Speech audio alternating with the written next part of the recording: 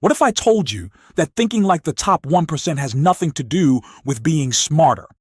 Here's the truth. I grew a multi-million-dollar business from scratch, but the real key was training my mind to think less, not more. I'm going to share the 6 mental frameworks that separate doers from thinkers. But here's the catch. At the end, I'll test you to see if you're truly ready to think like the top 1%, or if you're still addicted to overthinking like everyone else. First framework, and it's going to upset every productivity guru out there. Most people see the world in black and white. Success or failure, good or bad, quit or continue. Reality? It's messy. Life is nuanced, imperfect. The quickest way to think clearly is to avoid binary thinking. This mindset shift saved me years of wasted effort and tons of stress. The top 1%? They use and, not or. They hold conflicting truths simultaneously. Someone screwed up, but they've done good things. A plan is painful, but it might still work. I'm scared, and I can still do it. And this flexibility prevents you from blowing up your life just because reality is messy. The hardest one I've had to hold. I'm successful, and I'm still figuring it out. For years, I thought that anything conflicting with the perfect version of myself made me a bad person. So I started repeating, I'm a good person, and I do bad things sometimes. Sounds silly, but it was one of the most freeing things I've ever done. Start using and statements in your toughest moments.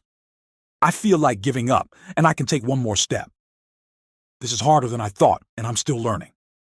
Thinking in ands builds mental flexibility, clarity, and emotional resilience because when we speak with ors, we make ourselves feel worse than we already do.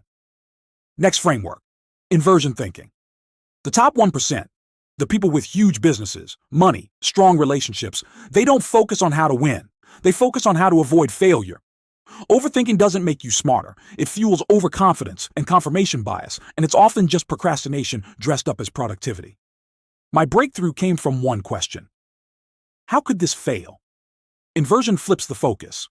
Instead of, how do I succeed? You ask, what would guarantee failure? Avoiding pitfalls dramatically increases your odds of success. Controversial opinion. Most people are addicted to their own suffering. Sunk cost fallacy. Staying committed to bad decisions because you've already invested time, money, or energy. Example, I spent 2 years on a product I knew wasn't working. Finally letting it go was the most freeing day of my life. The top 1% ask, if I had nothing invested, would I still start this today? If the answer is no, pivot or walk away. Another big mistake, trying to improve everything at once.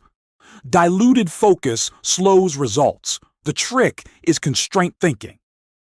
Identify the one thing holding everything else back and attack that. People avoid constraints because they're hard. Ironically, that's exactly why solving them works best. Stop. Take a breath. Emotions cloud judgment, fear, stress, anger. They all make decision-making worse. Rule. If I feel emotional, I don't decide. Wait until you're content, calm, clear, not panicked, stressed, or angry. Let emotions pass, then decide. Final framework, time horizon anchoring. Most people fail because they give up too soon. The top 1% win not by working harder, but by playing longer. Override recency bias. The plan works until data proves it doesn't. No feelings, just evidence. Challenge for the next 7 days. Every time you catch yourself overthinking, ask one of these questions. How could this fail? Can I use and instead of or? Would I start this today? What's my real constraint? Am I emotional right now? Is my timeline realistic? The difference between the top 1% and everyone else isn't intelligence. It's the discipline to think less, with better frameworks, and act more. If you found this valuable, subscribe and check out my next video.